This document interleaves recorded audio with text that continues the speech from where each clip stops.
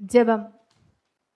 அன்பின் பரலோக பிதாவே, உம்மை நன்றியோடு துதிக்கிறோம் அப்பா, ஸ்தோத்தரிக்கிறோம், நன்றி செலுத்துகிறோம். உம்முடைய அன்புக்காக, உம்முடைய கிருபைக்காக, உம்முடைய இரக்கங்களுக்காக நன்றி அப்பா.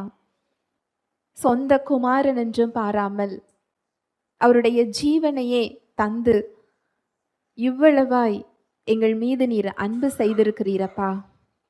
எங்களுக்கு என்ன என்ன தேவைகளோ எல்லாவற்றையும் செய்து முடித்திருக்கிறீர். எங்களை தேடி வந்து ஒரு பெரிய விலைக்கிரயம் கொடுத்து எங்களை மீட்டு எடுத்திருக்கிறீர். இந்த பாக்கியத்திற்காக நன்றி செலுத்துகிறோம் அப்பா. இந்த கிருபையை புரிந்து கொள்ளக்கூடிய இருதயத்தை எங்களுக்கு நீங்க தந்ததற்காய் நன்றி ராஜா. இந்த சத்தியத்திற்கு நேராக எங்களை வழி நடத்தி கொண்டிருக்கிறீர். தடைகளை, மனக்கடினத்தை இயேசுவின் நாமத்தினாலே அப்புறப்படுத்துகிறேன். சகல சத்தியத்திற்கு நேராக எங்களை வழி நடத்துகிறதற்காய் நன்றி செலுத்துகிறேன். எங்கள் தேவைகளை நீர் அறிந்திருக்கிறீர். எங்களுடைய விருப்பங்கள், எங்களுடைய கேள்விகள், பாரங்கள், சூழ்நிலைகள் எங்களை காட்டிலும் நன்றாக அறிந்திருக்கிறீர். எங்களுக்கு ஏற்ற மன்னாவை தாரும். வார்த்தையாக நீர் கடந்து வருகிறதற்காய் நன்றி செலுத்துகிறேன். உம்முடைய வார்த்தையை நீர் அற்புதங்களினாலும் அடையாளங்களினாலும் உறுதிப்படுத்துகிறதற்காய் நன்றி செலுத்துகிறேன். என்னை முழுமையாக அர்ப்பணிக்கிறேன். இயேசுவின் மூலம் ஜெபிக்கிறேன் நல்ல பிதாவே, ஆமேன். Praise the Lord. ஹல்லேலூயா. நன்றி இயேசுவே. இன்றைக்கு நம்ம தியானிக்க போகின்ற சத்தியம் தேவனை மகிமைப்படுத்துகின்ற வாழ்வு, மகிமைப்படுகின்ற வாழ்வு. உலகத்தையே படைத்தவர் நம்மை தேடி வந்தாராம்.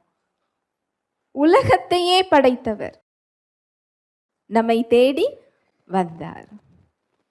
தேவ வல்லமையில வரல, சாதாரண மனித பலத்துல என்ன செய்தார்? வந்தார். தொலைந்து போனதை தேட வந்தார். கெட்டு போனதை ரட்சிக்க வந்தார். அவர் இந்த உலகத்தை ஆக்கினைக்கு உள்ளாக தீர்க்க என்ன செய்யல? வரல. அப்படி என்றால் தண்டனை கொடுக்க என்ன செய்யல? வரல. ரட்சிக்கிறதற்காக என்ன செஞ்சாரா? வந்தாரா. ஒரு பெரிய மீட்பையும் சிலுவையில் என்ன செய்திருக்கிறார்? கொடுத்திருக்கிறார்.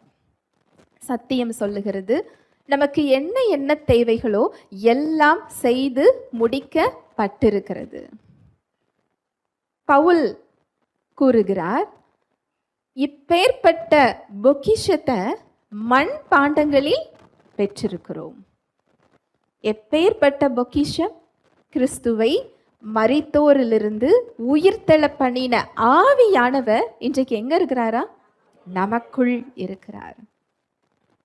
பழைய ஏற்பாட்டு புத்தகத்தை நீங்க வாசித்து பார்த்தீர்கள் என்றால் அவருடைய மகிமை என்னவென்று தெரியும்.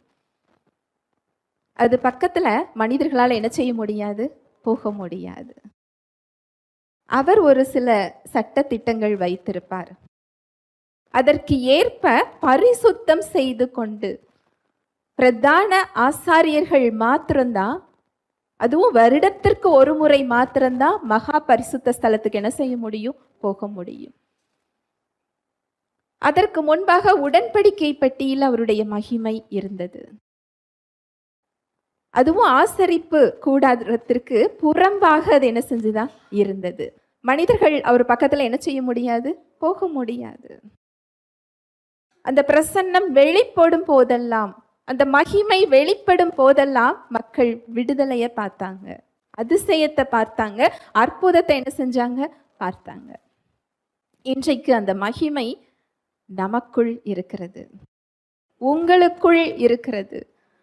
அவரை தங்கி இருக்கின்ற நடமாடும் ஆலயங்களாக நீங்கள் இருக்கிறீர்கள். எப்பேற்பட்ட ஒரு பாக்கியம் இல்லையா?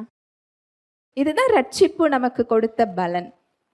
இதை கொடுப்பதற்காக தான் இயேசு கிறிஸ்து என்ன செய்தார்? இறங்கி வந்தார். அந்த உடன்படிக்கை பெட்டிய தூக்கிட்டு செல்றதற்கு சட்ட திட்டங்கள் உண்டு. அது அந்த ப்ரொசீஜர் படி தான் அவங்க என்ன செய்யணும்? செய்ய வேண்டும். தாவீது ராஜா பெலிஸ்தர்கள் கிட்ட இருந்து அந்த உடன்படிக்கை பெட்டிய எருசலேமுக்கு கொண்டு வருகிறார். அந்த பெட்டியை கொண்டு வந்த வண்டியில் அந்த மாடு அசைந்ததினால் பெட்டி கீழே விழுந்து விடக்கூடாதுன்னு சொல்லி ஊசா என்ன செஞ்சாரா? தடுத்தாரா. அவர் என்ன செஞ்சிட்டாரா? இறந்து போயிட்டாரு. பரிசுத்தம் இல்லாமல் அவர் பக்கத்துல என்ன செய்ய முடியாது? போக முடியாது. அப்பேற்பட்ட தேவன் தாவீது கேட்கிறார், உங்களுக்கு நான் ஆலயம் கட்டணும். நீங்க ஆலயத்துல இல்லாம நான் இந்த கேதுரு மரத்தினால ஆன வீட்டுல நான் என்ன செய்ய முடியாது? இருக்க முடியாது. எப்பேற்பட்ட இருதயம் இல்லையா? அதனாலதான் என் இருதயத்திற்கு ஏற்றவனாக நான் தாவீதை கண்டேன். தேவன் அதை விரும்பல. வானம் என் சிங்காசனம், பூமி என் பாதப்படி. எனக்கு எப்படி நீ ஆலயத்தை கட்ட முடியும்?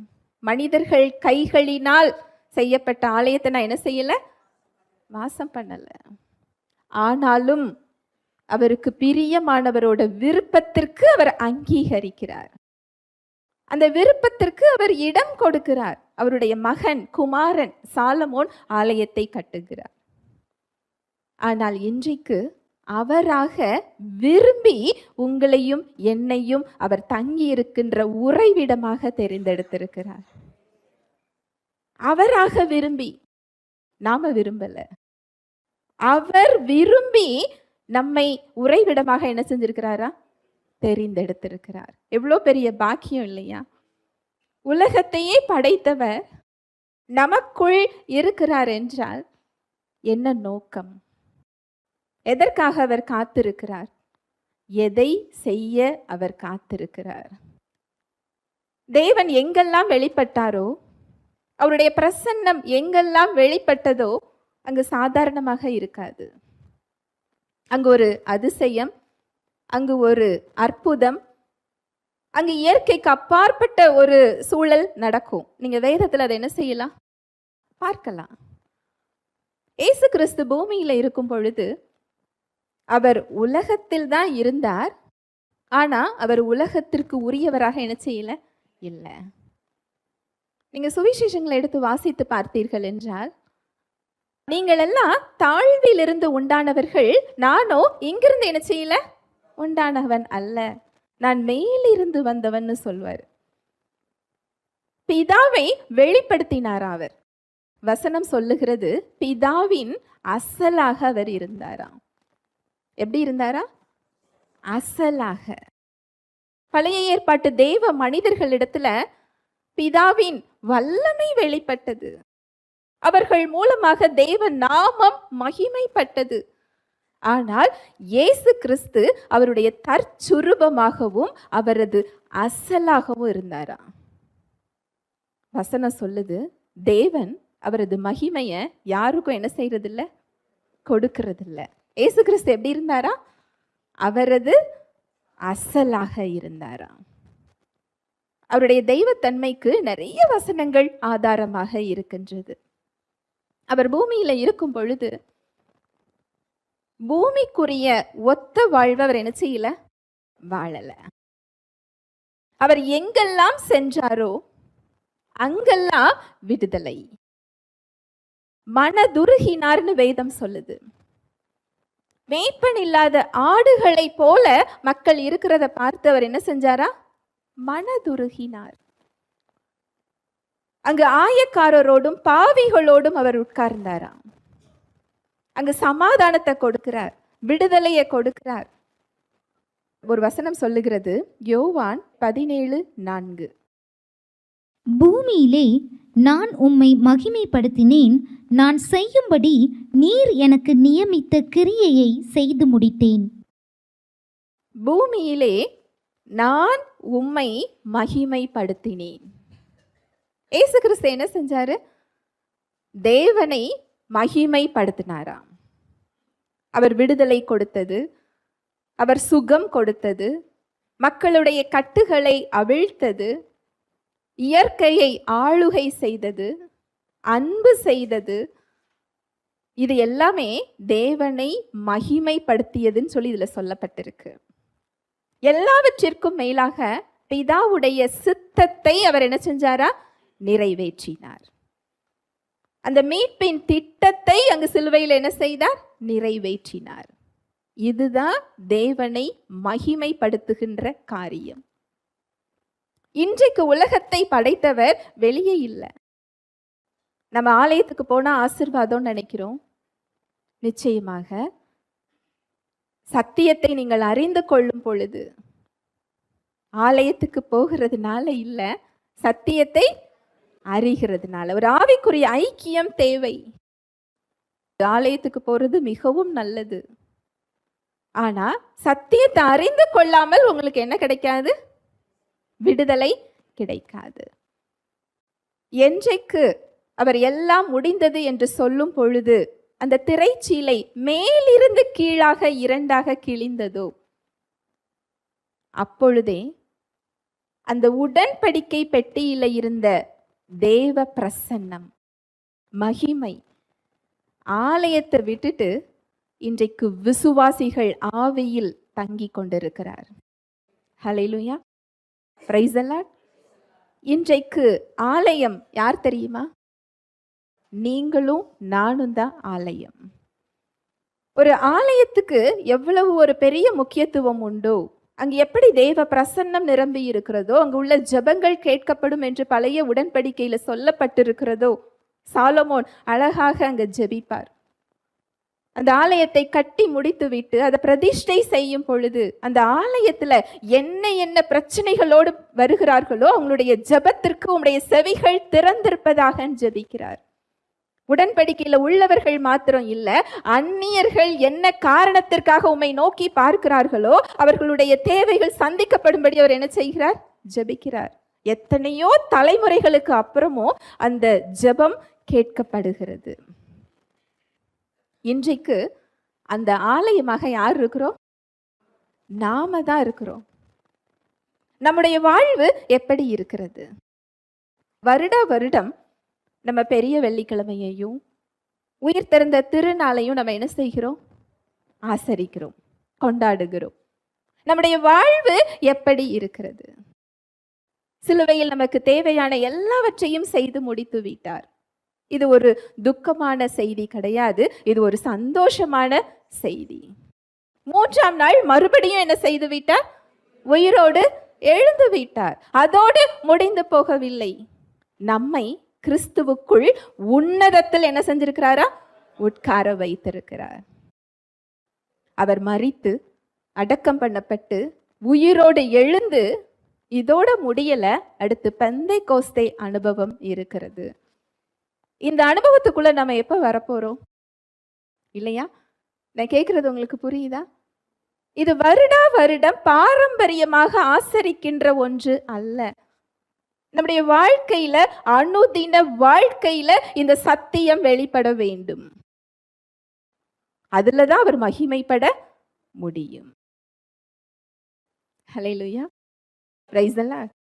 என்ன நோக்கத்திற்காக அவர் நமக்குள் இருக்கிறார்? வாசிக்கலாம். 2 பேதுரு 1:1-4 நம்முடைய தேவனும் இரட்சகருமாயிருக்கிற இயேசு கிறிஸ்துவினுடைய நீதியால் எங்களைப் போல அருமையான விசுவாசத்தை பெற்றவர்களுக்கு இயேசு கிறிஸ்துவின் ஊழியக்காரனும் அப்போஸ்தலனுமாகிய சீமோன் பேதுரு எழுதுகிறதாவது. இந்த வசனத்தை பாருங்களேன். முதல் வசனம், நம்முடைய தேவனும் இரட்சகருமாய் இருக்கிற இயேசு கிறிஸ்துவினுடைய நீதியால் எங்களை போல அருமையான விசுவாசத்தை பெற்றவர்களுக்கு. நம்ம நினைக்கிறோம் இல்லையா, எனக்கு விசுவாசம் காணாது, என் விசுவாசம் போதாது, நான் கொஞ்சம் விசுவாசத்துல பலவீனமா இருக்கிறேன், அவங்கள போல எனக்கு விசுவாசத்தை அவர் தரவில்லையோ என்று எத்தனை கேள்வி நமக்கு வருகிறது இல்லையா? இந்த வசனம் சொல்லுது, நம்முடைய தேவனும் இரட்சகருமாய் இருக்கிற இயேசு கிறிஸ்துவினுடைய நீதியால். தேவன் கிட்ட இருந்து நம்ம எப்படி பெற்றிருக்கிறோமா? இயேசு கிறிஸ்துவின் நீதியால், அவரது தகுதியால் கிறிஸ்துவே நமக்கு தகுதியாக என்ன செய்யப்பட்டிருக்கிறார்? கொடுக்கப்பட்டிருக்கிறார். அவரது நீதியால் எங்களைப் போல அருமையான விசுவாசத்தை பெற்றவர்களுக்கு. யார போல? பேதுருவை போல. பேதுருவோட விசுவாசம் உங்களுக்கு என்ன செய்யப்பட்டிருக்குதா? கொடுக்கப்பட்டிருக்குதா. யாரோட விசுவாசம்? பேதுருவோட விசுவாசம். பேதுரு நடந்து போகும்போது அவர் நிழல் மேல நோயாளிகளை கொண்டு வந்து என்ன செஞ்சாங்களா? வைத்தார்களா? நோயாளிகள் என்ன செஞ்சாங்களா? சுகமானாங்களாம். ஹல்லேலூயா, பிரைஸ் தி லார்ட். இந்த விசுவாசம் நமக்கு என்ன செய்யப்பட்டிருக்கா? கொடுக்கப்பட்டிருக்கு. இன்னும் நிருபங்கள்ல நீங்க வாசித்து பார்த்தீர்கள் என்றால் இயேசு கிறிஸ்துவின் விசுவாசம் உங்களுக்கு என்ன செய்யப்பட்டிருக்கு? கொடுக்கப்பட்டிருக்கிறது. அடுத்த வசனம். தேவனையும் நம்முடைய கர்த்தராகிய இயேசுவையும் அறிகிற அறிவினால் உங்களுக்கு கிருபையும் சமாதானமும் பெருக கடவது. நம்ம வாழ்க்கையில கிருபை பெருகணும்னு நினைக்கிறோம் இல்லையா?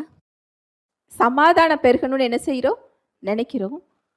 நீங்க சொல்லலாம், அதுக்காக நான் ஜெபிச்சுக்கிட்டு தான் இருக்கிறேன், அது வந்துகிட்டு இருக்கு. என்ன செஞ்சிட்டு இருக்கு? வந்துகிட்டு இருக்குன்னு நம்ம நினைக்கிறோம். இந்த வசனம் என்ன சொல்லுது பாருங்க.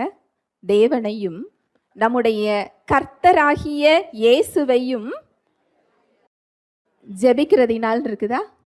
என்ன போட்டிருக்கு? அறிகிற அறிவினால் உங்களுக்கு கிருபையும் சமாதானமும் கூடும்னு சொல்லப்படல. மல்டிப்ளை என்ன செய்யுமா? பெருகும். அவரை அறிகிற அறிவினால் தான் கிருபை என்ன செய்யும்? பெருகும். நம்முடைய கர்த்தராகிய இயேசுவையும் தேவனையும் அறிகிற அறிவினால். நிறைய பேர் ஜெபிக்கிறதுக்கு வருவாங்க. சத்தியத்தை கேளுங்கன்னு சொன்னா உங்களுக்கு எப்படி இருக்கும் தெரியுமா? ரொம்ப கஷ்டமா இருக்கும். ஜெபிச்ச உடனே விடுதலை என்ன செய்யணும்? கிடைக்கணும். நூடுல்ஸ் மாதிரி 2 நிமிஷத்துல என்ன வேணும்? விடுதலை வேணும். ஆனா கிருபை அப்படி பெருகுவது இல்லை. ஊழியக்காரர்களுடைய ஜெபத்துல கீழே விழுந்து கிடக்கிறவங்கள தூக்கி விடுற மாதிரி தான். எழுந்து அவங்க போக வேண்டிய இடத்துக்கு யாரு தான் போகணும்? அவங்க தான் என்ன செய்யணும்? போக வேண்டும். அது அறிகிற அறிவினால் தான் அந்த இடத்துக்கு என்ன செய்ய முடியும்? போக முடியும். அடுத்த வசனம். தம்முடைய மகிமையினாலும் காருண்யத்தினாலும் நம்மை அழைத்தவரை அறிகிற அறிவினாலே ஜீவனுக்கும் தேவ பக்திக்கும் வேண்டிய யாவற்றையும் அவருடைய திவ்ய வல்லமையானது நமக்கு தந்தருளினதும் அன்றி. தம்முடைய மகிமையினாலும் காருண்யத்தினாலும் நம்மை அழைத்தவரை அறிகிற அறிவினாலே ஜீவனுக்கும் தேவ பக்திக்கும் வேண்டிய யாவற்றையும் அவருடைய திவ்ய வல்லமையானது நமக்கு தந்து அருளினதும் அன்றி. இதுல நிறைய ரகசியம் இருக்கு. ஒரே ஒரு ரகசியம் சொல்றேன். அவருடைய உறவுக்கு என்ன தேவையோ அதுவும், நம்ம இந்த வாழ்க்கை இந்த உலகத்துல வாழ்றதுக்கு நம்முடைய ஜீவனுக்கு என்ன தேவையோ அதையும் அவர் என்ன செஞ்சிட்டாரா? கொடுத்து விட்டார். எளிமையான தமிழ்ல சொல்லுவதென்றால் இதுதான் அர்த்தம். தேவனோட உறவுக்கும் இந்த உலகத்துல நம்முடைய ஜீவனுக்கு என்ன தேவையோ இரண்டையும் அவர் என்ன செஞ்சிட்டாரா? கொடுத்து விட்டார். நான் கொடுப்பேன் அவர் என்ன செய்யல? சொல்லல. அதுவும் எப்படி கொடுத்திருக்கிறார் அப்படின்னு சொன்னா தம்முடைய மகிமையினால். அவருடைய மகிமையினால் அதை அவர் என்ன செஞ்சிருக்கிறாரா? கொடுத்திருக்கிறார். அவரது காருண்யத்தினால், அப்படி என்றால் அவருடைய கிருபையினால். கிருபையினால் நமக்கு என்ன தேவையோ அதை அவர் என்ன செஞ்சிட்டாரு? கொடுத்து விட்டார். நான் கொடுத்துட்டேன்னு சொல்றாரு. ஆனா நாம என்ன செஞ்சுக்கிட்டு இருக்கிறோம்? கேட்டுக்கிட்டே இருக்கிறோம். அவர் என்ன சொல்றாரு? கொடுத்துட்டேன்னு சொல்றாரு. அதனாலதான் என்னை அறிந்து கொள் அப்படின்னு சொல்றாரு. பிதாவையும் குமாரனையும் அறிகிற அறிவினால் கிருபையும் சமாதானமும் என்ன செய்யுமா? பெருகி கொண்டே இருக்கும். இது ஒரு நாள் அறிகிற அறிவு இல்லை, அனுதினமும் அவரை அறிந்து கொண்டே இருக்கிறது. அதுக்கு ஆழம் உண்டு, நீளம் உண்டு, அகலம் உண்டு, உயரம் உண்டு. புதிய ஏற்பாட்டுல 75% மேல பவுலுக்கு கொடுக்கப்பட்ட வெளிப்பாடுகள். அவரே நான் முற்றிலும் தேறினவனானே நினைச்சீங்கள சொல்லல. நாம எப்படி சொல்ல முடியும்? நீங்க சத்தியத்தை அறிந்து கொண்டீங்களா, அதை கேட்டீர்களா என்றால் உடனே வருகின்ற ரிப்ளை எப்படி தெரியுமா இருக்கும்? எனக்கு சத்தியம் என்ன செய்யும் தெரியும். அவர் வந்தார், எனக்காக எல்லாவற்றையும் செய்து முடித்து விட்டார், எனக்கு சுகத்தை கொடுத்து விட்டார், எனக்கு எல்லாமே கொடுக்கப்பட்டது, சத்தியம் எனக்கு தெரியும், ஏன் நான் இன்னும் என் பிரச்சனையில வெளியே வரல? அவரை அறிகிற அறிவினால் கிருபையும் சமாதானமும் என்ன செய்யுமா? பெருகும். பவுல் சொல்லல, நான் அவரை முற்றிலும் நான் என்ன செஞ்சுக்கிட்டேன், அறிஞ்சுக்கிட்டேன்னு என்ன செய்யல சொல்லல. நாமும் கடைசி வரைக்கும் என்ன செய்ய முடியாது, சொல்ல முடியாது. இந்த ஒரு இடத்துக்கு வந்தாதான் அவரை அறிகிற அறிவில் நீங்கள் பெருகவும் முடியும். அந்த இருதயம் இருந்தாதான் அவரால் உங்களுக்கு கொடுக்க முடியும். நான் அறிந்திருக்கிறேன் என்றால் உங்களால் அவரை அறிய வைக்க முடியாது. என்றைக்கு எனக்கு தெரியும் நீங்க நினைக்கிறீங்களோ அடுத்து அவரால் உங்களுக்கு என்ன செய்ய முடியாது, சொல்லி கொடுக்க முடியாது. ஹல்லேலூயா, பிரைஸ் தி லார்ட். அடுத்த வசனம், இச்சையினால் உலகத்தில் உண்டான கேட்டுக்கு தப்பி திவ்ய சுபாவத்துக்கு பங்குள்ளவர்கள் ஆகும் பொருட்டு மகா மேன்மையும் அருமையுமான வாக்கு தத்தங்களும் அவைகளினாலே நமக்கு அளிக்கப்பட்டிருக்கிறது. இந்த தெய்வ பக்திக்கும் ஜீவனுக்கும் தேவையான எல்லாவற்றையும் அவர் எப்படி கொடுத்திருக்கிறார் அப்படின்னா, எதற்கு கொடுத்திருக்கிறார் என்றால் இச்சையினால் உலகத்தில் உண்டான கேட்டுக்கு தப்புவதற்காக கொடுக்கப்பட்டிருக்கிறார். எவ்வளவு அழகான சத்தியம் பாருங்களேன். எதுக்கு கொடுத்திருக்கிறாரா? இச்சையினால் உலகத்தில் உண்டான கேட்டுக்கு தப்பி திவ்ய ஸ்பாவத்துக்கு, அப்படி என்றால் அவருடைய வாழ்வுக்கு. திவ்ய ஸ்பாவம் என்பது தேவனுடைய வாழ்வு. திவ்ய ஸ்பாவத்துக்கு பங்குள்ளவர்களாகும் பொருட்டு, அவருடைய வாழ்வை நீங்கள் வெளிப்படுத்தும் பொருட்டு மகா மேன்மையும் அருமையுமான வாக்கு தத்தங்களும் அவைகளினாலே நமக்கு என்ன செய்யப்பட்டிருக்குதா, அளிக்கப்பட்டிருக்கிறது. ஹல்லேலூயா, பிரைஸ் தி லார்ட். இதோட சுருக்கம் என்ன தெரியுமா? உங்களுக்கு தேவனுடைய உறவுக்கும் உங்க ஜீவனுக்கும் என்ன தேவையோ அதை அவர் கொடுத்து விட்டார். கிருபையாக என்ன செய்திருக்கிறார், கொடுத்திருக்கிறார்.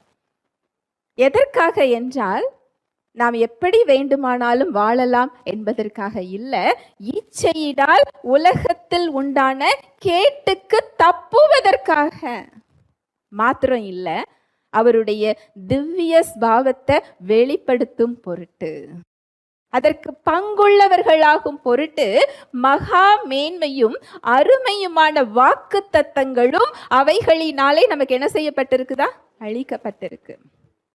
அப்படின்னா என்ன அர்த்தம் தெரியுமா? என்றைக்கு இயேசு கிறிஸ்துவை இரட்சகராக ஏற்றுக்கொண்டீங்களோ நீங்க ஆதாமுடைய வித்தினால் வந்தவர்கள் அல்ல. அந்த வித்தினால் வந்த ஸ்பாவம், ஆதாமுடைய வித்தினால் வந்த அந்த பழைய ஆவி, பழைய மனுஷன் மறைந்து தேவ வித்தினால் நீங்கள் மறுபடியும் என்ன செய்றீங்க, பிறக்கிறீங்க. ஒருவன் கிறிஸ்துவுக்குள் இருந்தால் எப்படி இருக்கிறாங்களா, புது சிருஷ்டி. பழையவைகள் எல்லாம் ஒழிந்து போயின, எல்லாம் புதிதாயின. அந்த புது சிருஷ்டியா இருக்கிற அந்த ஆவி எப்படிப்பட்டதா இருக்குதுன்னு சொல்லப்பட்டிருக்கு. கலாத்தியர் 5:22. ஆவியின் கனியோ அன்பு, சந்தோஷம், சமாதானம், நீடிய பொறுமை, தயவு, நற்குணம், விசுவாசம், சாந்தம், இச்சையடக்கம், இப்படிப்பட்டவைகளுக்கு விரோதமான பிரமாணம் ஒன்றுமில்லை. ஆவியின் கனியோ அன்பு, சந்தோஷம், சமாதானம், நீடிய பொறுமை, தயவு, நற்குணம், விசுவாசம், சாந்தம், இச்சையடக்கம், இப்படிப்பட்டவைகளுக்கு விரோதமான பிரமாணம் ஒன்றும் இல்லை. இதுல சொல்லப்பட்டிருக்கின்ற இத்தனை இயல்புகளும் உங்க புதிய ஆவியில கொடுக்கப்பட்டிருக்கு. இதை நீங்க ஜெபித்து வாங்க முடியாது. இதை நீங்க அறிந்து கொண்டு அவருடைய உறவுக்குள் சென்று அவரோடு இணைந்திருந்து இதெல்லாம் கனிகளாக வெளிப்படக்கூடிய காரியங்கள். இந்த இயல்பை கொடுத்துவிட்டு அதை வெளிப்படுத்துவதற்கு ஆவியானவரையும் அவரது வார்த்தையையும் நமக்கு கொடுத்திருக்கிறார். கிணற்றுல உள்ள தண்ணிய வாளியில நம்ம வெளியில எடுப்போம் இல்லையா? அதே போல ஆவியானவரும் அவரது வார்த்தையும் இந்த இயல்பை வெளிப்படுத்துவதற்காக நமக்கு கொடுக்கப்பட்டிருக்கிறது. ஹல்லேலூயா, பிரைஸ் தி லார்ட். எதுக்கு நமக்குள் அவர் இருக்கிறார் என்றால், உலகத்தில் உண்டான இச்சையினால், உலகத்தில் உண்டான கேட்டுக்கு தப்பி தேவனுடைய மகிமையையும் அவரது வல்லமையையும் அவரது அன்பையும் அவரது பரிசுத்தத்தையும் அவரது நீதியையும் வெளிப்படுத்தும் பொருட்டு இவைகள் நமக்கு என்ன செய்யப்பட்டிருக்குதா? கொடுக்கப்பட்டிருக்கிறது. ஹல்லேலூயா, பிரைஸ் தி லார்ட். நம்மை அவர் எதற்கு உருவாக்கி இருக்கிறார் என்றால், அவரது மகிமைக்காக. எதுக்கு உருவாக்கி இருக்கிறாரா? அவரது மகிமைக்காக. அவரது மகிமைக்காக உருவாக்கப்பட்ட அவருடைய கரத்தின் கிரியைகள். ஒரு வசனம் சொல்லுது, நாமெல்லாம் அவருடைய மாஸ்டர் பீஸா. மாஸ்டர் பீஸ்னா என்னன்னு தெரியுமா? ஒரு படைப்பாளியோட ஒரு சிறந்த படைப்பை மாஸ்டர் பீஸ்னு என்ன செய்வாங்க? சொல்லுவாங்க. ஒவ்வொருவரும் தேவனது மாஸ்டர் பீஸ், அவருடைய கரத்தின் விசேஷித்த படைப்பு. அப்படி என்றால் ஒவ்வொருவரையும் அவர் விசேஷித்தமானவராக என்ன செய்திருக்கிறார்? படைத்திருக்கிறார். தனித்துவமாக, யூனிக். ஒருவரை போல ஒருவர் அவர் என்ன செய்யல? படைக்கல. ஒவ்வொருவருக்கும் ஒரு திட்டம், நன்மையான திட்டம். அந்த திட்டம் தீமைக்கு ஏதுவானவை அல்ல. வார்த்தை சொல்லுது, உங்களுக்காக நான் வைத்திருக்கின்ற திட்டம் நீங்கள் இப்பொழுது நின்று கொண்டிருக்கின்ற இடம் அல்ல, நீங்கள் பார்த்து கொண்டிருக்கின்ற காரியம் இல்லை, நீங்கள் உணர்ந்து கொண்டிருக்கின்ற சூழ்நிலை இல்லை.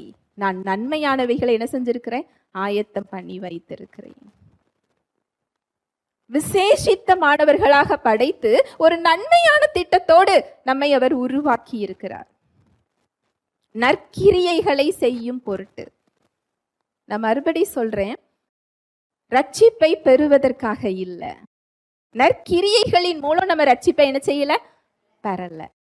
ஆனா அவர் கிருபையாக இலவசமாக கொடுத்த ரட்சிப்பின் மூலம் அதோட நோக்கம் என்னவென்றால், நற்கிரியைகளை செய்யும் பொருட்டு அந்த ரட்சிப்பை என்ன செய்யப்பட்டிருக்கு?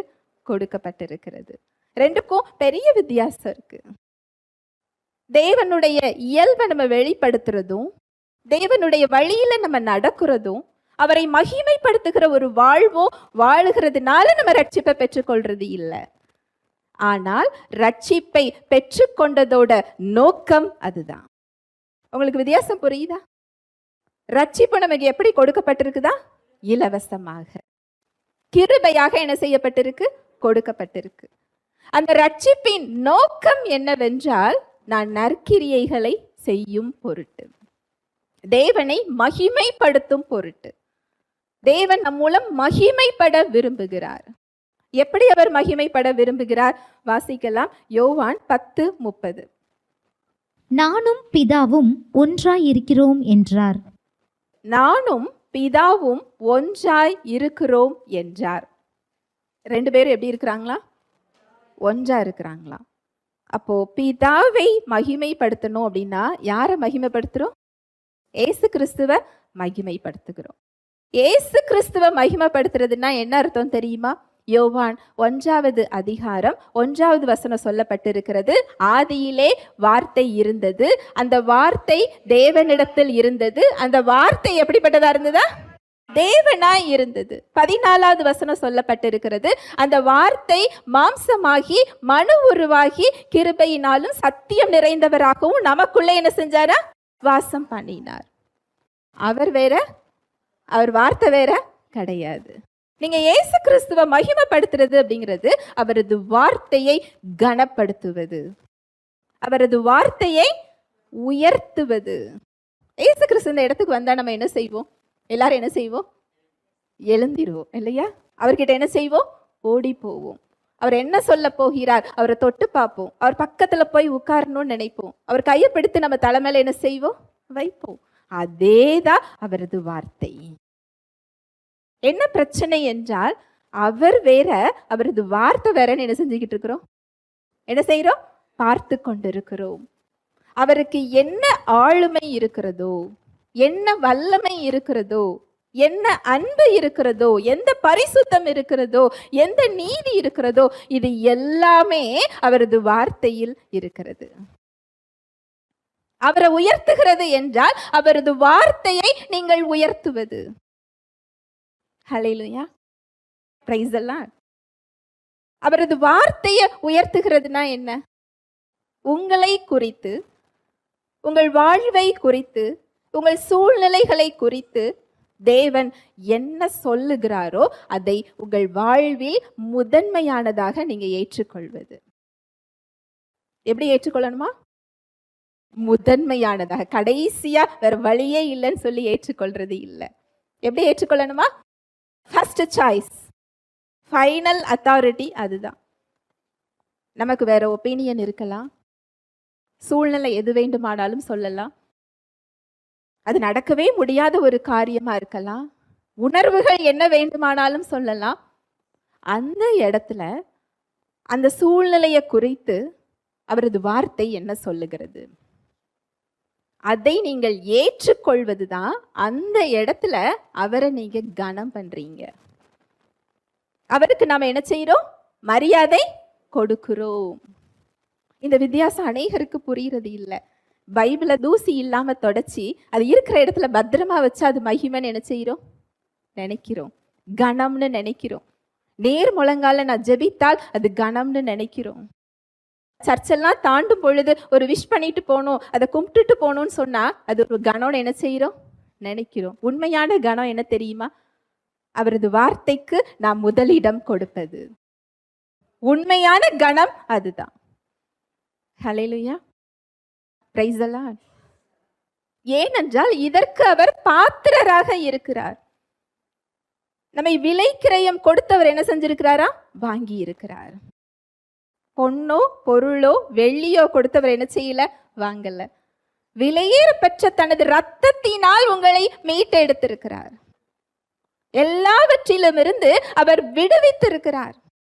பாவத்திலிருந்து, சாபத்திலிருந்து, நோயிலிருந்து, கட்டுகளிலிருந்து, சாத்தானுடைய அதிகாரத்திலிருந்து, எல்லாவற்றிலும் இருந்து விடுதலை கொடுத்து அவனுடைய குடும்பத்திலிருந்து நம்மை அப்படியே எடுத்து தன்னுடைய குடும்பத்தில் ஒருவராக என்ன செஞ்சிட்டாரா?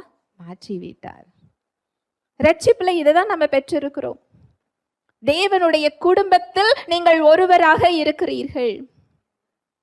பிதாவினுடைய செல்ல பிள்ளையாக இருக்கிறீர்கள். கிறிஸ்துவின் உடன் சகோதரராக இருக்கிறீர்கள்.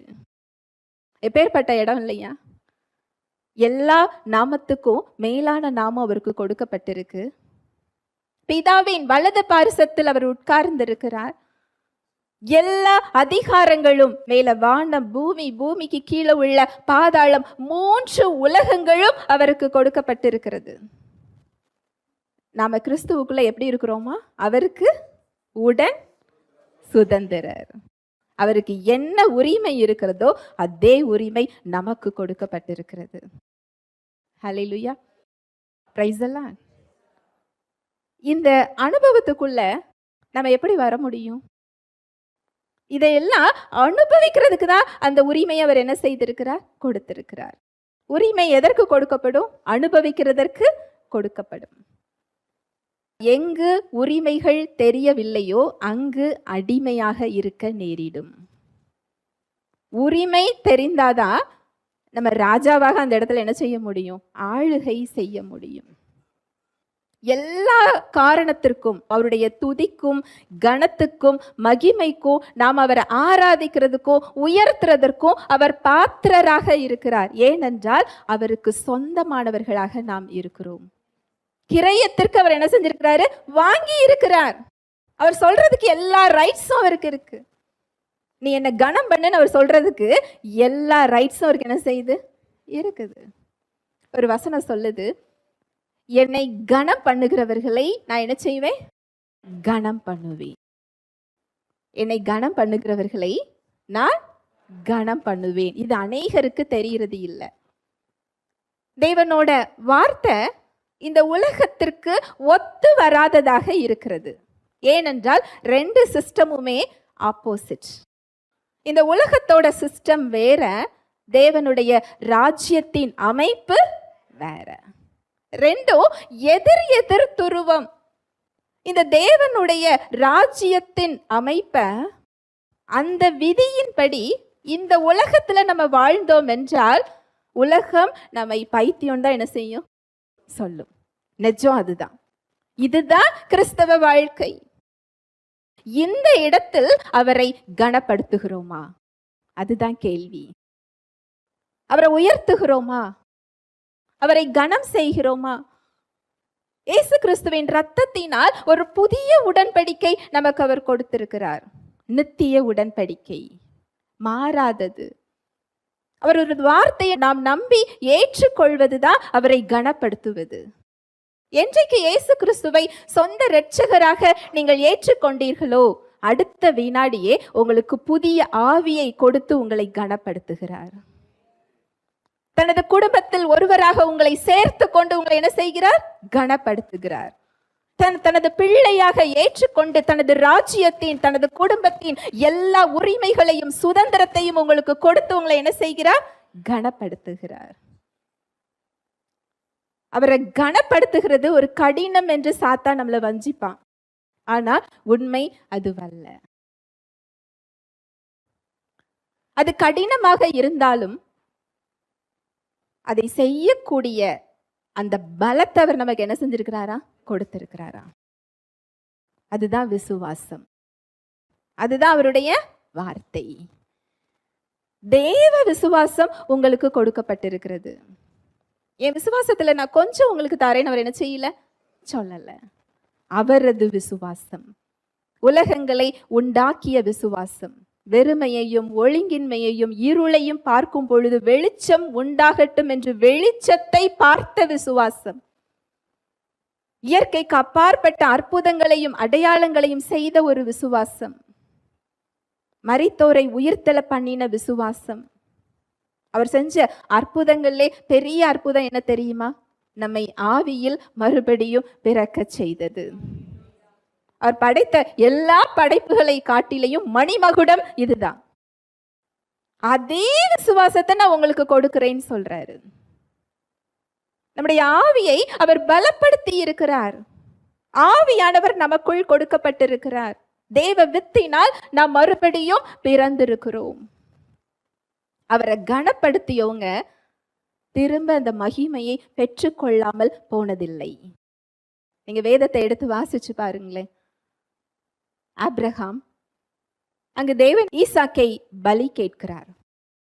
ஈசாக்கை அவர் எப்பேற்பட்ட ஒரு சூழ்நிலையில் அவர் பெற்றுக்கொண்டார் இல்லையா? காத்திருந்து பெற்ற வாக்குத்தத்தத்தின் பிள்ளை. அங்கு தேவன் என்ன செய்கிறார்? பலி கேட்கிறார். ஈசாக்கு விசுவாசத்தினால் அந்த பலியை கொடுக்க அவர் சம்மதிக்கிறார். ஏனென்றால் தேவனுடைய வாக்குத்தத்தம் பூமியில் உள்ள வம்சங்கள் எல்லாம் உனக்குள் ஆசீர்வதிக்கப்படும். ஈசாக்கு பலியானாலும் அந்த வாக்குத்தத்தத்தை கொடுத்தவர் உண்மையுள்ளவர். அவரை உயிரோடு எழுப்புவதற்கு அவர் வல்லமையுள்ளவராக இருக்கிறார் என்று நம்பி அந்த பலியை கொடுக்க அவர் ஒப்புக்கொள்ளுகிறார். ஈசாக்கு கேட்கிறார், பலி கொடுக்கிறதற்கு எல்லாமே இருக்கு, பலியாடு எங்கே? அதை தேவன் பார்த்து கொள்ளுவார். அதுதான் விசுவாசம். நடக்கவே முடியாத ஒரு சூழ்நிலையில தேவன் பார்த்து கொள்ளுவார் என்று அவரை நம்பி அவர் வார்த்தைக்கு முதலிடம் கொடுப்பது. அங்க என்ன நடந்தது? அந்த வாக்குத்தத்தம் அங்கு கிறிஸ்துவின் மூலம் ஆபிரகாமுக்கு நிறைவேற்றப்படுகிறது. பூமியில் உள்ள வம்சங்கள் எல்லாம் அவருக்குள்ள என்ன செய்யப்படுகிறது? ஆசீர்வதிக்கப்படுகிறது. இன்றளவும் இந்த உலகம் இருக்கிற வரைக்கும் அந்த வாக்குத்தத்தம் என்ன செஞ்சுக்கிட்டு இருக்கு? நிறைவேறி கொண்டே இருக்கிறது. கணக்கிலடங்காத சந்ததிகள் அவருக்கு. எப்பேற்பட்ட வாக்குத்தத்தம் இல்லையா? யோசேப்பு அவர் சாக்கு போக்கு சொல்றதா இருந்தா 1000 காரணம் சொல்லலாம். போத்திபாருடைய மனைவி, அவரிடம் நான் அடிமையாக இருக்கிறேன், அவர் சொன்னதை கேட்பதை தவிர எனக்கு வழி இல்லை என்று யோசேப்பு சொல்லலாமா இல்லையா? சொல்லலாமா இல்லையா? நிச்சயமாக சொல்ல முடியும், சொல்லலாம். ஆனா யோசேப்பு என்ன செய்யல? சொல்லவில்லை. தேவனுக்கு விரோதமாக நான் பாவம் செய்வது எப்படி? தேவனுடைய வார்த்தைக்கு அங்கு முதலிடம் கொடுக்கிறார். அங்க யாரும் பார்க்கல. யாரும் இருக்கும் பொழுது அந்த பெண்மணி என்ன செஞ்சிருக்க மாட்டாங்க? அவரை அழைத்திருக்க மாட்டாங்க. அவர் அந்த தவறை செய்ய முடியுமானால் அவரால் என்ன செய்ய முடியும்? செய்ய முடியும். தேவனுக்கு விரோதமாக நான் பாவம் செய்வது எப்படி? தேவனுடைய வார்த்தைக்கு அங்கு முதலிடம் அவர் கொடுக்கிறார். அவர் தவறாக அநியாயமாக குற்றம் சாட்டப்படுகிறார். அப்பொழுதும் அவர் என்ன செய்யல? உடன்படவில்லை. அந்த பெண்மணியின் மீது பழி போடவில்லை. தேவனுடைய இயல்பை அங்கு வெளிப்படுத்துகிறார். நாம இருந்தா உண்மை என்ன செஞ்சிருவோம்? என்ன செய்வோம்? நீ சொன்னா நான் உன் உண்மையை குறித்து என்ன செய்வேன்? சொல்லுவேன். கிறிஸ்தவம் எங்க போய்கிட்டு இருக்கு இல்லையா? நாம செஞ்சதை சொல்லணும்னு சொன்னா தேவன் கிட்ட எவ்வளவு பெரிய ரெக்கார்டு இருக்கும் இல்லையா? அந்த ரெக்கார்டு அவர் எடுத்து விடுறதா இருந்தா எத்தனை ரெக்கார்டு அவர் எடுத்து விட முடியும்? அவரது அன்பு எங்கே? கிருபையாய் அந்த அன்பை பெற்றிருக்கிறோமே, இலவசமாய் அந்த மன்னிப்பை பெற்றிருக்கிறோமே. தேவ அன்பு சகல பாவங்களையும் என்ன செய்யுமா? எக்ஸ்போஸ் பண்ணாது. என்ன செய்யுமா? மூடும். ஒருத்தங்க செஞ்ச தவற அது வெளிப்படுத்தாது. அதுதான் தெய்வ அன்பு. அந்த பழைய உடன்படிக்கையில யோசேப்பு அதை செய்கிறார். புதிய உடன்படிக்கையில இன்றைக்கு நமக்கு அது செய்ய முடியல. என்னை பத்தி சொன்னா நான் உன்னை பத்தி என்ன செய்வேன்? சொல்லுவேன். தேவ அன்பு என்ன செய்யுமா? சகல பாவங்களையும் மூடும். இதை சொல்லும் போது நீங்க மற்றவங்களை யோசிக்காதீங்க. உங்களை அந்த இடத்துல நீங்க கொண்டு வாங்க. யாரோட தப்புகளை எல்லாம் நான் வெளிப்படுத்தி கொண்டு இருக்கிறேன்? யாரோட தப்புகளையும் பாவங்களையும் நான் எக்ஸ்போஸ் பண்ணிக்கிட்டு இருக்கிறேன்? இது அவருடைய இயல்பு அல்ல. இது அவருடைய ஸ்பாவம் அல்ல. இது திவ்ய ஸ்பாவம் கிடையாது. இப்படி வழி நடத்துறதற்காக அவர் நமக்குள்ள என்ன செய்யல? இல்ல. இது அவருடைய விருப்பம் கிடையாது. ஒரு கிறிஸ்தவருடைய வழி இது கிடையாது. அவர் போகக்கூடிய வழி இது அல்ல. ஹல்லேலூயா, பிரைஸ் தி லார்ட். அதனாலதான் தேவன் நாமம் மகிமைப்படல. எப்படி நம்ம வாழ்ந்துகிட்டு இருக்கிறோம் இல்லையா? இந்த வார்த்தைக்கும் நமது வாழ்க்கைக்கும் சம்பந்தமே இல்லை. ஆனா நம்ம விசுவாசி, நம்ம ஆவியில மறுபடியும் பிறந்திருக்கிறோம்.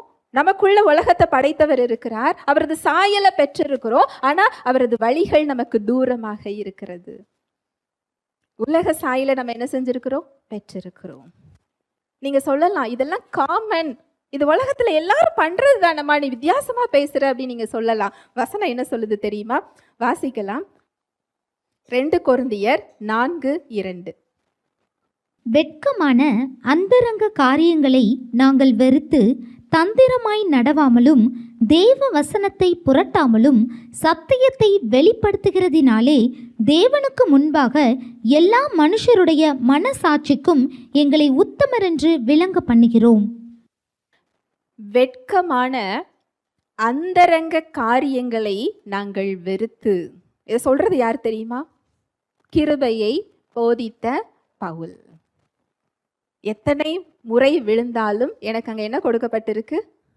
மன்னிப்பு கொடுக்கப்பட்டிருக்கு. அதுதான் கிருபை. அது உண்மைதான், அது சத்தியம்தான். தேவன் உங்களை வெறுத்து விடவில்லை. நீங்கள் உங்கள் ரட்சிப்பை இழந்து விடுவது இல்லை. நீங்கள் மனம் திரும்பி போகும் பொழுது உங்களுக்குள் இருந்து கொண்டிருக்கின்ற ஆவியானவர் உங்கள் சிந்தனைகளையும் சரீரத்தையும் கழுவுவதற்கு அவர் காத்து கொண்டிருக்கிறார். இதுதான் புதிய உடன்படிக்கை.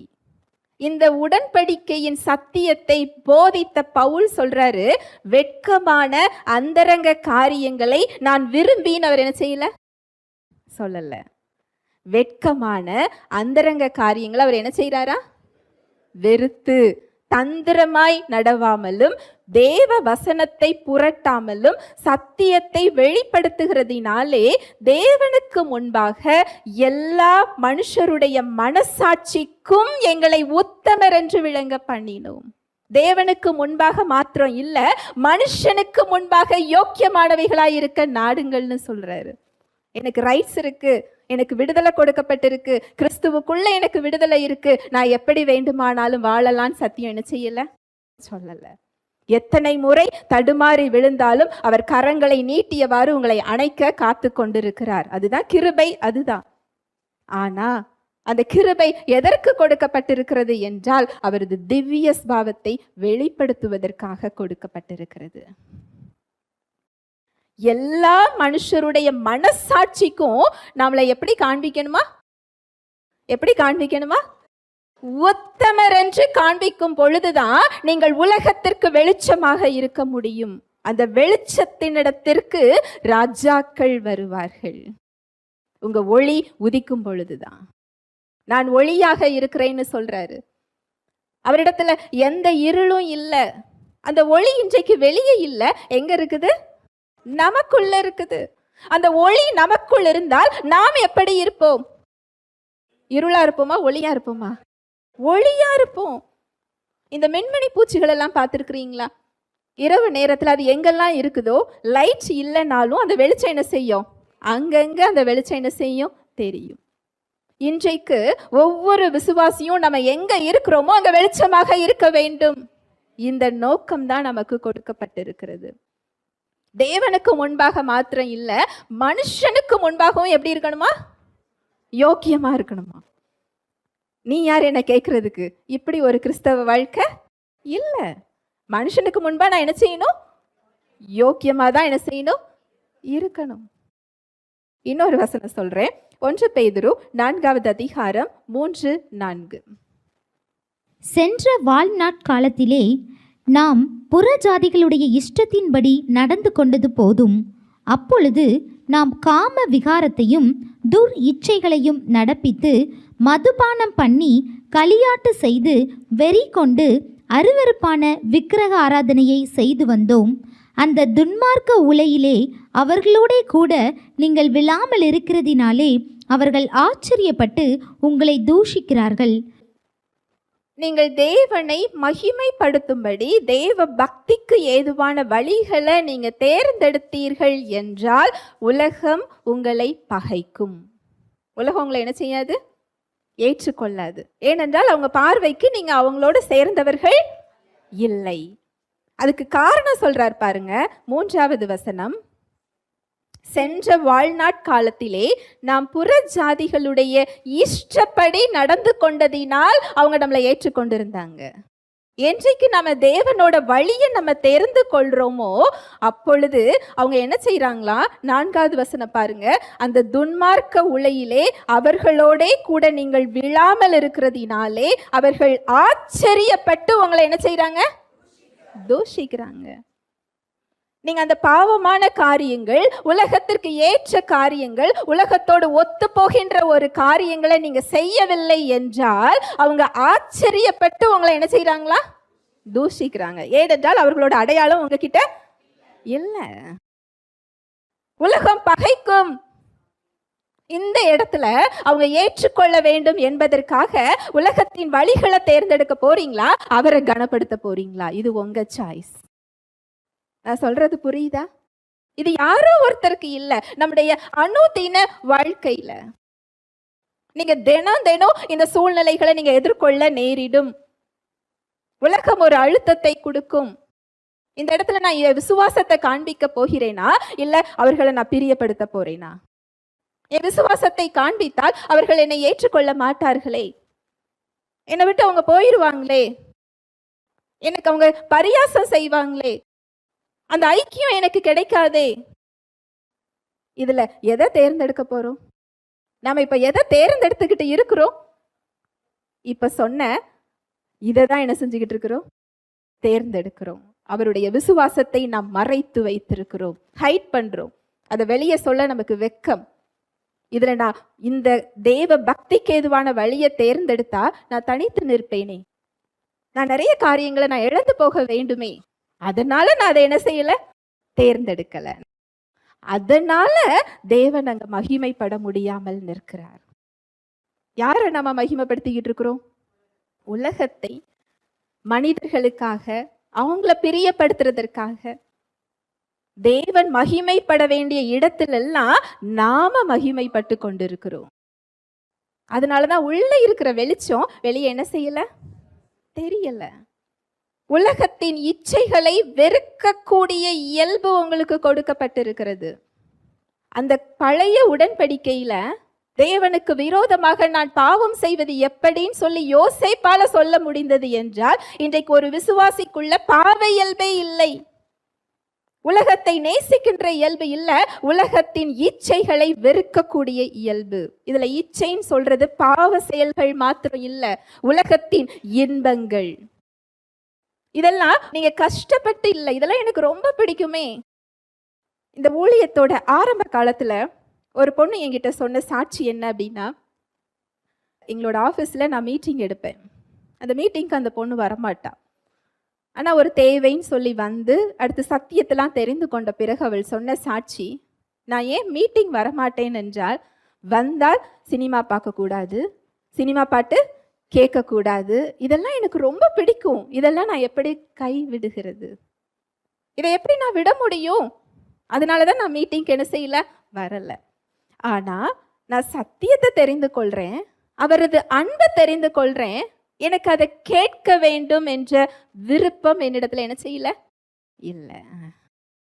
அந்த சினிமா பாட்டு எனக்கு அதற்கு மேல் விருப்பமாக என்ன செய்யல, இல்லை. அதை விட மேலான விருப்பம் எனக்குள் இருக்கிறது. இந்த இயல்பை தான் நீங்க பெற்றிருக்கிறீங்க. அதுதான் தேவ பரிசுத்தம். தேவ பரிசுத்தம் அப்படின்னா என்ன தெரியுமா? அது ஒரு இயல்பு. உலக இச்சையிலிருந்து உங்களை பிரித்தெடுக்கின்ற ஒரு இயல்பு. நீங்க செய்ய வேண்டாம், அதுவே என்ன செஞ்சிடும், செய்துவிடும். அந்த வார்த்தைய நீங்க அறிந்து கொண்டு அந்த சூழ்நிலைகளை யோசேப்பை போல அந்த இடத்த தேர்ந்தெடுக்கணும். சாய்ஸ் யாரோடது தான்? உங்களோடது தான். நீங்க தேர்ந்தெடுக்காமல் ஆவியானவரால் உங்களுக்கு உதவி செய்ய முடியாது. நீங்க உலகத்தோடையும் ஒத்து போக முடியும், அவரது வார்த்தையையும் நீங்க கனப்படுத்த முடியும். நீங்க அவரை தேர்ந்தெடுக்கும் போது ஆவியானவரால நீங்க பலப்படுத்தப்பட்டு அந்த வழிகள்ல இருந்து நீங்க விலகி என்ன செய்ய முடியும், போக முடியும். இதுதான் தேவனை மகிமைப்படுத்துற ஒரு வாழ்வு. இது தினம் தினம் ஒவ்வொரு காரியங்கள்லையும். அங்க யோசேப்பு அவர் சாக்கு போக்கு சொல்றதா இருந்தா சொல்லலாம், உண்மையே சொல்றதா இருந்தா அவர் என்ன செய்யலாம், சொல்லலாம். எதையுமே அவர் என்ன செய்யல, சொல்லல. அநியாயமாக குற்றம் சாட்டப்பட்ட போதிலும் தேவனுடைய வழியையே அவர் தெரிந்து கொண்டார். அவரது சகோதரர்கள் அவர் நினைத்தால் ஜெயிலுக்குள்ள தூக்கி அவரால் என்ன செய்ய முடியும், போட முடியும். இன்றைக்கு நாம இருந்தால் அதை என்ன செஞ்சிருவோம், செஞ்சிருவோம். அந்த பழைய பிளாஷ்பேக் எல்லாம் ஓடிக்கிட்டே இருக்கும், ஓடி ஓடி அந்த ரீல் எல்லாம் அத்து போயிடும். அந்த அளவுக்கு பிளாஷ்பேக் என்ன செஞ்சிருப்போம், ஓடிக்கிட்டே இருக்கும், பிஞ்சு போயிடும். பார்த்த உடனே அவனை பிடிச்சி எங்க போடு, ஜெயிலுக்குள்ள போடு. ஆனா யோசிப்பு அதை என்ன செய்யல, செய்யல. ஒரு கிறிஸ்துவின் மாதிரியாக அவர் இருக்கிறார். அங்க என்ன நடந்தது தெரியுமா? தேவன் அவரை ஏற்ற காலத்தில் எல்லோரையும் போஷிக்கிறதற்கு பார்வோனுக்கு அடுத்த அதிகாரத்துல என்ன செஞ்சாரா, உயர்த்தினார். நீங்க தேவனை கனப்படுத்தும் போது அவர் உங்களை கனம் பண்ணாமல் விட மாட்டார். கனப்படுத்த நீங்கள் தயாரா?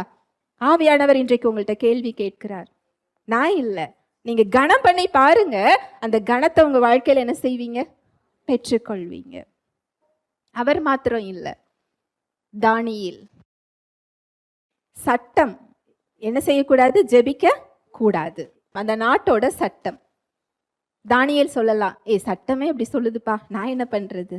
எளிதா அவர் என்ன செஞ்சிருக்க முடியும், சொல்ல முடியும். தன்னுடைய விசுவாசத்திற்காக அவர் வெட்கப்படவில்லை, அந்த விசுவாசத்தை அவர் மறைத்து வைக்கவும் இல்லை. என்றைக்கும் போல ஜன்னலை திறந்து வைத்து எருசலேமை நோக்கி அவர் என்ன செய்யறாரு, ஜெபிக்கிறாரு. என்ன வந்தாலும் பரவாயில்லை, அங்கு மனுஷன் மேல அவருக்கு என்ன இல்லை, பயம் இல்லை. தன்னோட விசுவாசத்தை அவர் காம்ப்ரமைஸ் செய்து கொள்ளவில்லை. நம்ம இன்னைக்கு எத்தனை இடத்துல நம்ம விசுவாசத்தை காம்ப்ரமைஸ் பண்றோம் இல்லையா? இந்த இடம் இப்படிதான் இருக்கு, நான் என்ன பண்றது? நோ, ஒரு விசுவாசியின் வாழ்வு அது கிடையாது. தானியேலின் காரியம் ஜெயமா இருந்தது அப்படின்னு சொல்லி நம்ம விசுவாசத்தை பேசுறோம். அந்த ஜெயம் வேணும்னு நினைக்கிறோம். அவர் எந்த இடத்துல நின்று கொண்டிருந்தார்?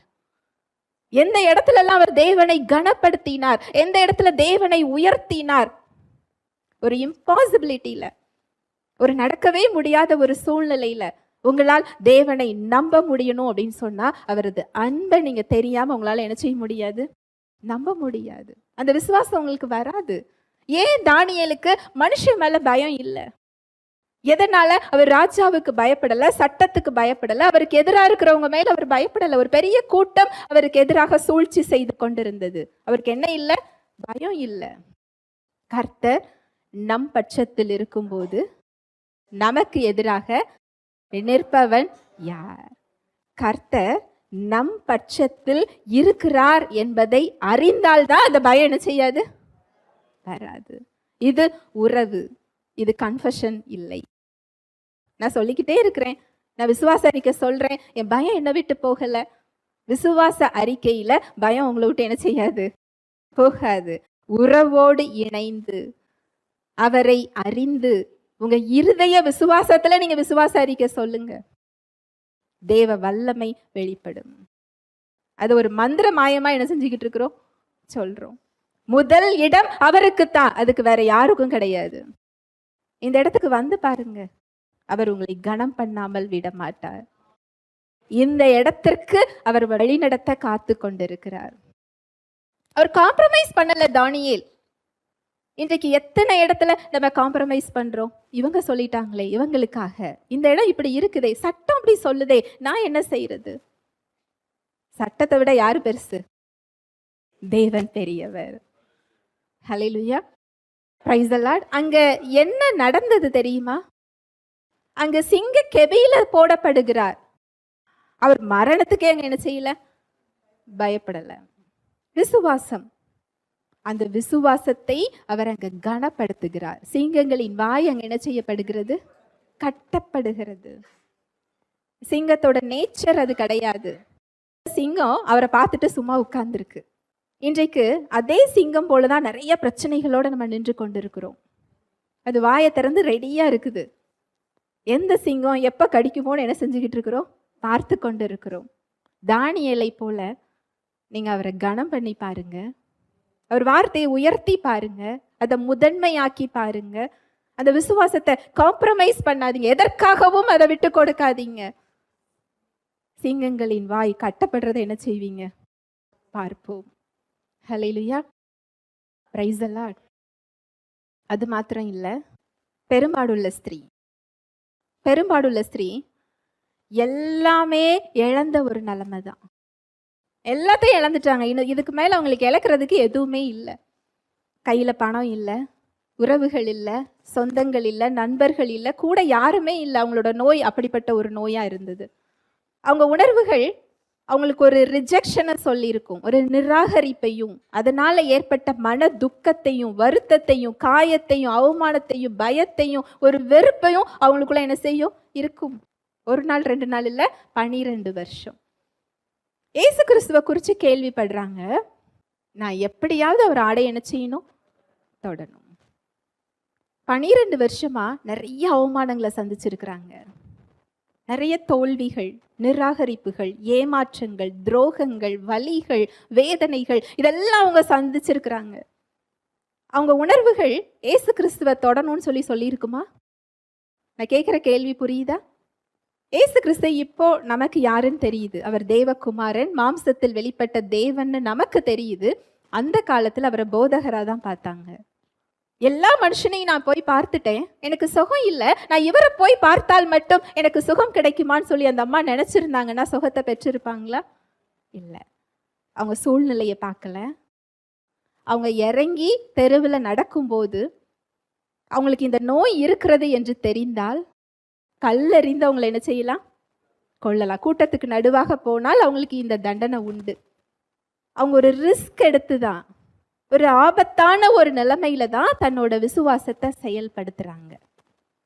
அவங்க உணர்வுகள் எல்லாம் போய் தொடணுங்கிற ஒரு உணர்வு அவங்களுக்கு என்ன செஞ்சிருக்காது?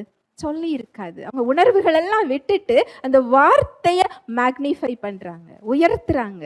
நான் தொட்டா போதும், நான் என்ன செய்வேன்? சொஸ்தமாவேன். அங்கு அவருடைய விசுவாசத்தை இயேசு கிறிஸ்து ஹானர் பண்றாரு. மகளே, உன் விசுவாசம் உன்னை ரட்சித்தது. சொல்லிக்கொண்டே போகலாம். சாத்ராக், மேஷாக், ஆபேத்நேகோ ஒரு பெரிய சிலை வணங்க சொல்றாங்க. இதெல்லாம் இந்த எக்ஸாம்பிள் நான் ஏன் சொல்றேன் அப்படின்னா, உங்களோட வாழ்க்கையில இதுக்கெல்லாம் இணைந்த ஒரு செயலை நீங்க என்ன செஞ்சுக்கிட்டு இருக்கிறீங்க? நாம் சந்தித்து கொண்டிருக்கிறோம். நிறைய காரியங்களுக்காக நாம் அவரை விட்டு கொடுத்து கொண்டிருக்கிறோம். அவர் மேல உள்ள விசுவாசத்தை நம்ம செகண்டரியா மாத்துறோம். இரண்டாவதாக, மூன்றாவதாக, கடைசியாக, லாஸ்ட் ஆப்ஷனாக நம்ம யாரை வச்சிருக்கிறோம்? தேவனை வச்சிருக்கிறோம். காலையில ஒரு 10 நிமிஷம் நான் ஜெபித்து விட்டு, இரவு நான் 10 நிமிஷம் தூங்க போகும்போது ஜெபித்து விட்டு, இடைப்பட்ட நேரம் என் வாழ்வு எப்படி இருக்கிறது? இது நாம் அவரை கனப்படுத்துறதுன்னு நம்ம நினைக்கிறோம். எனக்கு அவரை ரொம்ப பிடிக்கும் நம்ம வாய் சொல்லுது. ஆனா இருதயமோ எப்படி இருக்குதா? எப்படி இருக்குது? தூரமா இருக்குது. உலகத்துக்காகவும் உலக இச்சைகளுக்காகவும் உலக மனிதர்களுக்கு பயந்தும் நம்முடைய நிராகரிப்புக்கு பயந்தும் நம்ம கேலியாக்கப்படுவோம், கிண்டலாக்கப்படுவோங்கிறதுக்கு பயந்தும் விசுவாசத்தை நம்ம புறக்கணிக்கிறோம். அது செகண்டரி ஆகுது நமக்கு. தேவனோட வல்லமையையும் அவருடைய அன்பையும் அவருடைய வாழ்வையும் அவருடைய பரிசுத்தத்தையும் அவருடைய நீதியையும் வெளிப்படுத்துகின்ற வாழ்வு தான் தேவனை மகிமைப்படுத்துகின்ற ஒரு வாழ்வு. அனுதினமும் இதை சூஸ் பண்ற இடத்துல நாம நின்று கொண்டிருக்கிறோம். அனுதினமும் இது ஒரு டெய்லி பிராக்டிஸ். என்றைக்காவது இல்லை, நமக்கு முடிந்தால் இல்லை, என் சூழ்நிலை ஒத்து வந்தால் இல்லை, எனக்கு நேரம் கிடைச்சா அதை பண்றேன், இல்ல சூழ்நிலை எனக்கு ஒத்து வந்தா நான் இதை என்ன செய்யறேன். எனக்கு காரியமெல்லாம் ஆகிற மாதிரி இருந்தா நான் முதலிடம் நான் கொடுக்கிறேன். இல்ல, சூழ்நிலைகள் எப்படியாக இருந்தாலும் உங்களை குறித்தும் உங்கள் சூழ்நிலைகளை குறித்தும் அவரை குறித்தும் வார்த்தை என்ன சொல்லுதோ அதற்கு முதலிடம் கொடுப்பது. உங்களை அவர் பாவியா பார்க்கல, நீதிமானாக பார்க்கிறேன்னு சொல்றாரு. உங்க சூழ்நிலைகள்ல நீங்க உங்களை எப்படி பார்க்குறீங்க?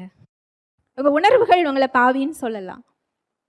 என் உணர்வுகள் சொல்றத நான் கேட்கிறேன் அப்படின்னா அவரை நீங்க முதன்மைப்படுத்தல, அவர் வார்த்தையை நீங்க முதன்மைப்படுத்தல அப்படின்னு சொன்னா, அவர் வார்த்தையை நீங்க நம்பவில்லை என்றால் நீங்க அவரை நீங்க முதன்மைப்படுத்தலன்னு அர்த்தம். அவர் வார்த்தை என்ன சொல்லுது? நீ என்னுடைய குடும்பத்தில் ஒருவராக இருக்கிறாய். தேவனுடைய குடும்பத்துல நாம ஒருவரா. நம்ம வீட்டில் உள்ள நம்முடைய பொருட்களுக்கும் நாம வச்சிருக்கிற ஆஸ்திகளுக்கும் நன்மைகளுக்கும் நம்முடைய பிள்ளைகள் சுதந்திரவாளிகளா இல்லையா? ஒரு சாக்லேட் வாங்கினா கூட எத்தனை பிள்ளைகளோ அத்தனை பிள்ளைங்களுக்கும் அங்கே என்ன இருக்கு? பங்கு இருக்கு. தேவனுடைய குடும்பத்தின் சுதந்திரத்திற்கு நாம் பங்குள்ளவர்கள், அவருடைய அன்புக்கு பங்குள்ளவர்கள், அவருடைய சுகத்திற்கு பங்குள்ளவர்கள், அவருடைய ஆசீர்வாதத்துக்கு பங்குள்ளவர்கள், அவருடைய சமாதானத்திற்கு பங்குள்ளவர்கள், அவருடைய நீதிக்கு பங்குள்ளவர்கள், அவருடைய பரிசுத்தத்திற்கும் பங்குள்ளவர்கள். இதெல்லாம் நமக்கு கொடுக்கப்பட்ட காரியங்கள்.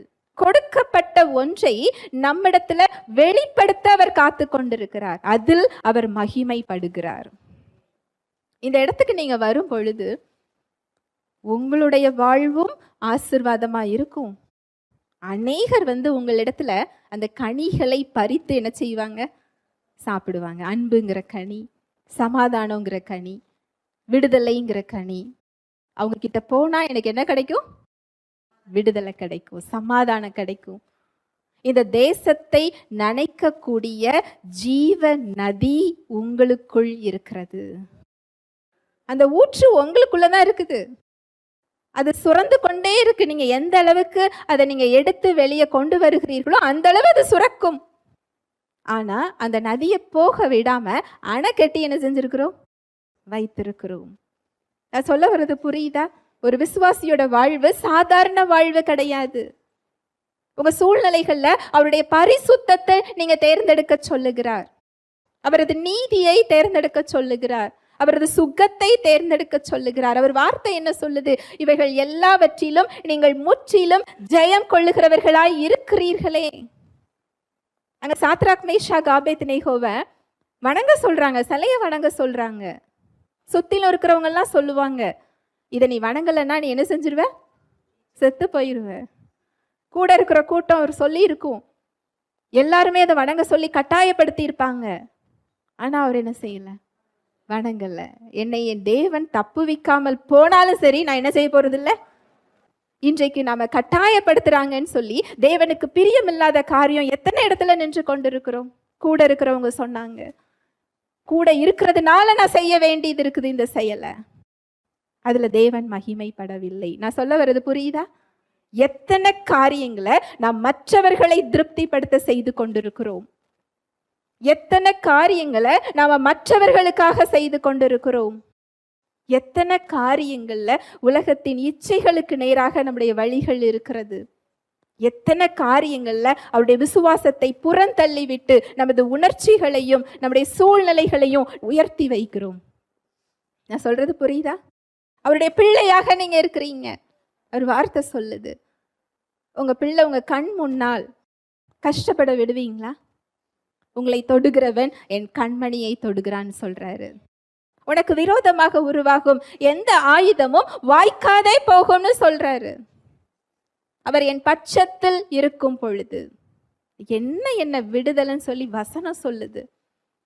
91வது சங்கீதத்துல பாத்தீங்கன்னு சொன்னா, அவருடைய மறைவில் இருக்கிறவன் சர்வ வல்லவருடைய நிழலில் தங்குவான்.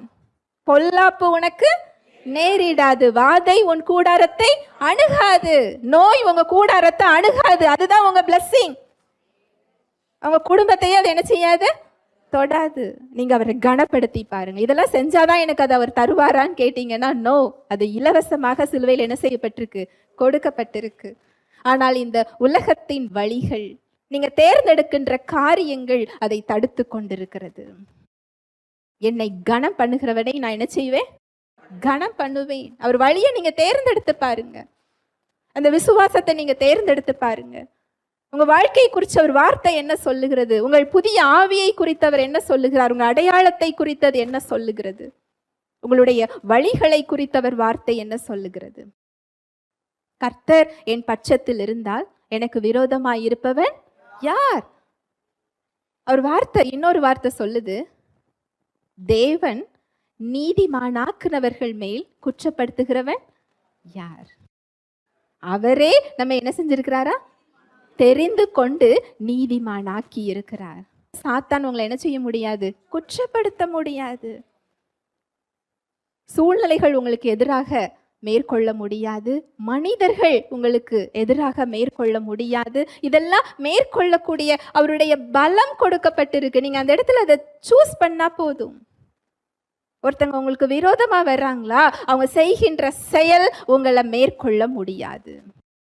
எவ்வளவுதான் பெரிய அநியாயம் செய்யட்டுமே, அதனால எவ்வளோ பெரிய பாதிப்பு இருந்தாலும் அந்த இடத்துல நீங்க தேவ அன்புங்கிற ஆயுதத்தை எடுக்க போறீங்களா? இல்லை என்றால் கசப்பு, வைராக்கியம், பதிலுக்கு பதில், இதை நம்ம தேர்ந்தெடுக்க போறோமா? எந்த ஸ்பாவத்தை வெளிப்படுத்த போறோம்? இங்க பேதுரு சொல்றாரு, முற்காலத்துல நீங்க அப்படிதான் என்ன செஞ்சிட்டு இருந்தீங்க. இப்போ நீங்க அப்படி இல்லை. ஏனென்றால் அதற்கு மரித்து நீங்கள் கிறிஸ்துவுடனே கூட பிழைத்திருக்கிறீர்கள். பாவத்துக்கு என்ன செஞ்சிட்டோமா? மரித்து கிறிஸ்துவே நமக்குள் என்ன செஞ்சிட்டு இருக்கிறாரா? வாழ்ந்து கொண்டிருக்கிறார். ஒரு பிழைக்கல, அவர் என்ன செஞ்சிருக்கிறாரு? வாழ்ந்து கொண்டிருக்கிறார். நம்முடைய வாழ்வு அவருக்குள் மறைந்திருக்கிறது. நம்முடைய பழைய மனுஷன் அவரோட கூட சிலுவையில் அறையப்பட்டாயிற்று. நான் எதை சூஸ் பண்ண போறேன்? திவ்ய ஸ்பாவத்தை வெளிப்படுத்தணுங்கிறத சூஸ் பண்ண போகிறேனா, இல்ல பழைய மனுஷனோட அந்த சாய்ஸை நான் தேர்ந்தெடுக்க போகிறேனா? தேவ அன்பு ஒரு நாளும் தோற்காது. தேவ அன்பு சிலுவையில் ஜெயித்திருக்கிறது. சாத்தானை ஜெயித்திருக்கிறது, பாவத்தை ஜெயித்திருக்கிறது, மரணத்தை ஜெயித்திருக்கிறது. அவரது பிள்ளைகளாக நம்மை மீட்டெடுத்திருக்கிறது. அது வெற்றியை பெற்றிருக்கிறது. அப்போ நீங்க தேவ அன்பை தேர்ந்தெடுக்கும் போது நீங்க எப்படி தோத்து போவீங்க? அவர் உங்களை உயர்த்துறத உங்களால அந்த இடத்துல பார்க்க முடியும். யுத்தம் கர்த்தருடையதா மாறுறதா உங்களால என்ன செய்ய முடியும்? பார்க்க முடியும். அங்க யோசேப்பு எல்லாமே இழந்த ஒரு நிலைமை தான். எல்லாமே என் கையை விட்டு போய்விட்டதேன்னு சொல்லி அவர் புலம்பிக்கிட்டு இருக்கிறதா இருந்தா என்ன செய்யலாம்? புலம்பிக்கிட்டு இருக்கலாம். சிறைச்சாலையில அவர் கவலையோடும் துக்கமுகமாகவும் அவர் என்ன செஞ்சிருக்கலாம், இருந்திருக்கலாம். அவருடைய ஆசீர்வாதம் யாக்கோபுடையது, தன் சகோதரர்கள் பறித்து கொண்டார்கள் என்று அவர் குற்றம் சொல்லிக் கொண்டே இருக்கலாம். ஒருவர் உங்க ஆசீர்வாதத்தை தடுக்கிறாரா, உங்களை ஏமாற்றுகிறாரா, உங்களுக்கு துரோகம் பண்ணுகிறாரா, யுத்தத்தை யார் கையில கொடுங்க, அவர் கையில கொடுங்க. தேவ அன்புங்கிற ஆயுதத்தை எடுங்க. நீங்க அந்த சமாதானத்துக்குள்ள போங்க, அங்க வழி உண்டாகும். உங்களுக்கு அந்த பகுதியில இருந்து வராம இருக்கலாம், அதை விட இன்னொரு பகுதியில தேவன் உயர்வாக கொடுப்பார். யாக்கோபோட சொத்து யோசேப்புக்கு வரல, யாரோட சொத்து வந்தது? பார்வோனுடைய சொத்து தேவனுடைய கரங்களில் இருந்து வந்தது. ஹல்லேலூயா, பிரைஸ் தி லார்ட். திவ்ய பாவத்துல நீங்க நடக்கிறது அப்படிங்கிறது நீங்க இழந்து போற இடம் இல்ல, தேவன் மகிமைப்படுகின்ற ஒரு இடம், தேவன் உங்களை கனப்படுத்துகின்ற ஒரு இடம்.